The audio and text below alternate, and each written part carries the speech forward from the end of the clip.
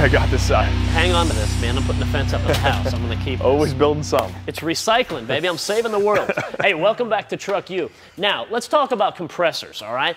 Maybe you're a one-man band working in your garage and you want to get a good compressor, or you're either going to open up this huge, massive superstructure shop and you want to have a good compressor as well. In either case, they're very important. We have two of them right here from Quincy Compressors. Two great units, and I tell you, that's the big question, is which one is right for me, right? Now, a lot of people make mistakes when they buy an air compressor. They usually walk into the local retailer and they pick the biggest deal of the week. Well, the biggest deal of the week usually ends up costing them a lot of money in the long run because, quite frankly, it might not last. And the other thing is people make a mistake in thinking that more compressor is better, and that's not the case when we talk about air compressors. You need to find one that actually fits your application. The first thing you need to decide is how much air pressure do you use on a regular basis. Now, how do you figure out that, right? You do what Bruno does. You look through the instructions, right? Yes, See? all There the you time. go. Look through the paperwork and see what kind of pressure you're going to need for your tools. That's going to tell you a lot about which particular application you're going to need as far as compressors go. Now, another thing is take a look at the room that you're dealing with as well. You want to get one that's going to fit in there, and you don't want to be piling everything up on top. You want to give it room to breathe,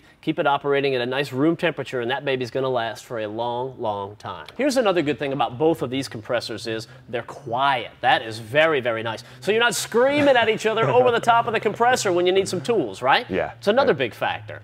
So these are all things we're going to take in mind, keep in mind when we come to make a decision for an air compressor for our shop here. This is the QT Extreme. This is the reciprocating type that is actually going to be good. Probably that'd be perfect for you and I because we're not usually using tools at the same time. I think that's more than we'll ever need. That'll be perfect. But if we wanted to open up the big 40-bay shop think big, buddy. Think and take big. over the planet, right? That's when we get something right here, the QGD20, the direct drive, the rotary screw. This is going to get the job done. Hey, and speaking of getting the job done, how about the turbo kit on the Razor? Because 70 miles an hour just is not enough on that vehicle. Not for you, man. For me, I'm hanging on for dear life at that point. But very, very cool. It's another great toy to play with, man. So, hey, a good day. We'll see you next time right here on Truck U. And in the meantime, we're going to figure out which compressor we're going to go with.